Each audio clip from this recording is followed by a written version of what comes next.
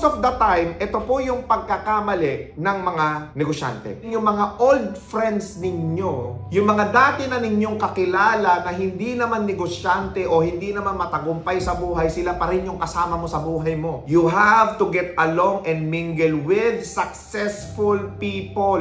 You have to change your circle so that hilahan kayo pataas. Hindi kayo nagchichismisan araw-araw. Hindi kayo nagmamaritesan araw-araw. Hindi kayo nagdadramahan araw-araw. Hindi kayo nagbobolahan araw-araw. Hindi kayo nagpaplastikan araw-araw. Samahan mo yung mga taong may pangarap sa buhay. Samahan mo yung mga taong may gustong marating sa buhay. Samahan mo yung mga taong nakarating na dun. Gusto mong umasenso, pilit mong pinapasok yung sarili mo sa mga taong wala ka namang value. Pilit mong finufulfill yung kailangan mapansin kanila. Yung kailangan may validation sa ibang tao. Bakit mo kailangan ng validation sa isang taong hindi ka naman gusto? Bakit mo pilit pinuprove sa ibang tao na ganito ka, na ganyan ka? Hindi mo kailangan gawin yun. Kung hindi ka na umaasenso sa mga kasama mo, sa mga kaibigan mo at sa loob ng circle mo, maniwala ka sa akin. It's time na kumilala ka ng ibang tao, yung mga may pangarap sa buhay. Kasi hindi ka na nga umasenso dyan for the longest time eh. Tapos pilit mo pang pinapasok yung sarili mo sa kanila. Problemado ka na nga eh, tapos pupunta ka pa doon sa mga taong mas problemado sa'yo. Ano na nangyari sa'yo? You have to change your circle. Because at the end of the day, it's who you know. Yun ang playing field ng buhay. Sinong kakilala mo? Sinong connection mo? Sinong mga taong nakapaligid sa'yo? And you can actually instantly determine anong level ng thinking ng tao na yan kapag nakita mo yung mga kasama niya. Kasi yung iba, pinipilit nyong isatisfy yung ibang tao. Pinipilit nyong ipakita sa kanila o iparamdam sa kanila yung sarili mo, yung buhay mo, yung pagkatao mo. Pag nakatalikod ka ba, ano bang sinasabi nila sa'yo? Pag hindi ka nila kaharap, ano bang sinasabi nila sa'yo? Yun talaga eh. Sir, saan naman kami makakakita ng mga taong mga successful, mga may narating sa buhay? Ito ho, libre. I will just share with you a true story. Marami ho talaga ako mga kaibigan, mga kakilala na way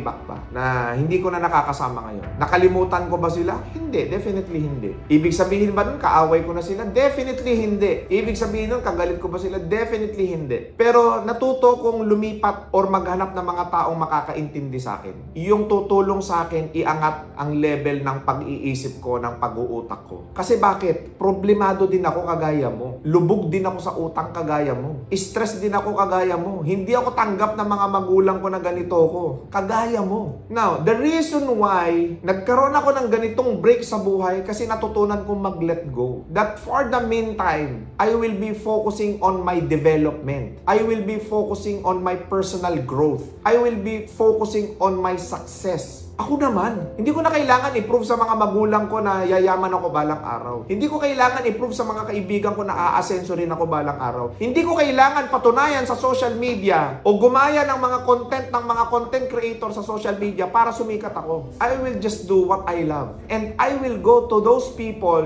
na magugustuhan din yung ginagawa ko, na makakatulong sa akin. And then what happened? I'm now empowering thousands of people and millions of people sa iba't ibang panig ng mundo. Hindi ko to iniyayabang or iningunguso sa inyo. Ang sinasabi ko lang sa inyo, normal na tao lang akong kagaya nyo. High school graduate lang ako. Ang nakikinig sa akin, doktor, engineer, mga professional, mga matataas ang pinag-aralan, mga doctorate degree. Paano mo nagawa yan, RDR? Sabi ng tatay ko dati, sinong makikinig sa'yo pag hinanapan ka ng diploma? Sinong maniniwala sa'yo pag hinanapan ka ng credential? And most of the time, you know, life, hindi totoo yung credential. Hindi totoo yung accreditation or whatsoever or validation ng mga universities and all. Ang totoo sa buhay, magpakatotoo ka lang. Yun ang totoo sa buhay. Ilabas mo lang yung galing sa'yo. Ilabas mo yung nasa puso mo. Ilabas mo yung kakayanan mo. Kasi kung mali yung sinasabi mo, sasabihan ka ng tao na mali ka eh. Maitatama mo rin along the way. Magalit ka na kung magagalit sa akin, pero yun ang buhay. Hindi ka tatanggapin ng magaang ng buhay. Pahihirapan ka talaga ng buhay. And kailangan mong kumapit dun sa mga taong may narating sa buhay.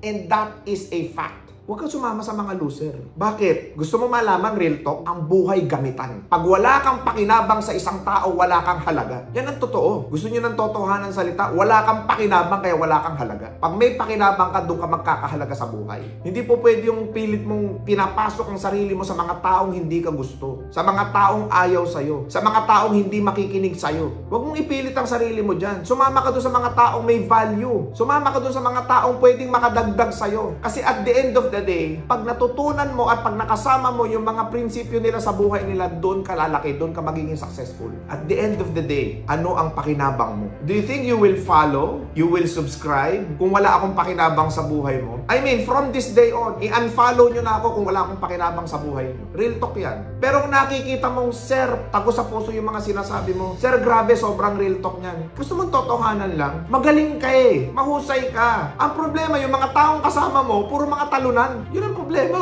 Ang kasama mo, puro talunan eh. Gusto mong manalo sa buhay, sumama ka sa mga champion. Ganun talaga. May mga kailangan ka talagang gawin sa buhay mo. Kailangan may talaga samahan ka. Kailangan may kapitan ka. You know, the turning point of my life is nung mga nakakilala ko ng mga taong legitimate na bilyonaryo, iba ho sila mag-isip. Alam nila, nagamitan lang din sila sa bawat isa, pero they make sure na lahat sila umaangat. They make sure na yung circle nila, lahat sila papunta dun sa panalo ng buhay. Lahat sila. Ganon sila mag-isip. Kung bibili ako, mag-a-acquire ako ng produkto sa'yo, ano mag-gain ko dyan, ano gain mo sa akin. And that is the reason why I established this Growth Circle International for all of you. May binayaran ba kayo? Wala. May value ba kayo napupulot ngayon? Meron. Consultation ba? May bayad ba? Wala. Bakit? Gusto kong matuto ang mas maraming Pilipino kung ano talaga ang buhay. Kasi napakapait at napakamasalimuot ng daan papunta sa tagumpay.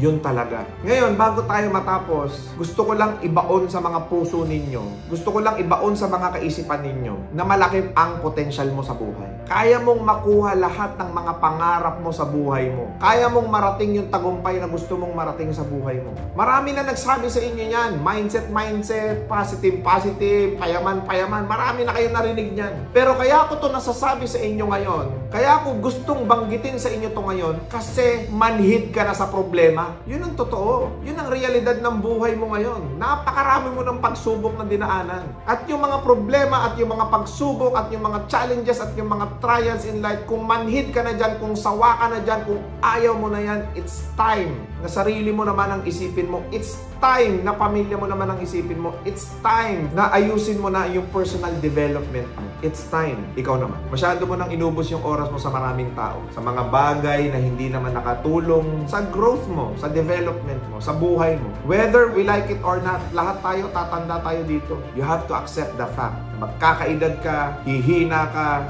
darating ang panahon, mas lalo kang magiging walang silbi. Kaya habang may silbi ka pa, habang may pakinabang ka pa, habang kaya mo pa, kunin mo yung mga pangarap mo sa buhay mo. Dahil walang karangalan sa pagiging mahirap.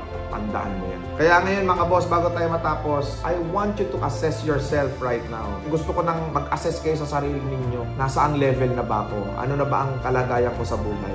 I want you to realize na. Pakinabangan sa buhay. Ganun talaga. Pag wala kang silbi, wala kang value. Pag wala kang pakinabang, wala ka. Tae ka. Yun talaga ang buhay. Kaya kailangan, asamin mo na magtagumpay. Asamin mo na makuha yung mga pangarap mo. Asamin mo. Gusto mo makuha yung respeto ng lahat ng tao na nakapaligid sa'yo. Gusto mo makuha respeto ng magulang mo. Gusto mo makuha respeto ng mga kaibigan mo. Gusto mo makuha respeto ng lahat ng mga taong kaibigan mo sa social media. Magpayamang ka. Period. Thank you so much and God bless you all.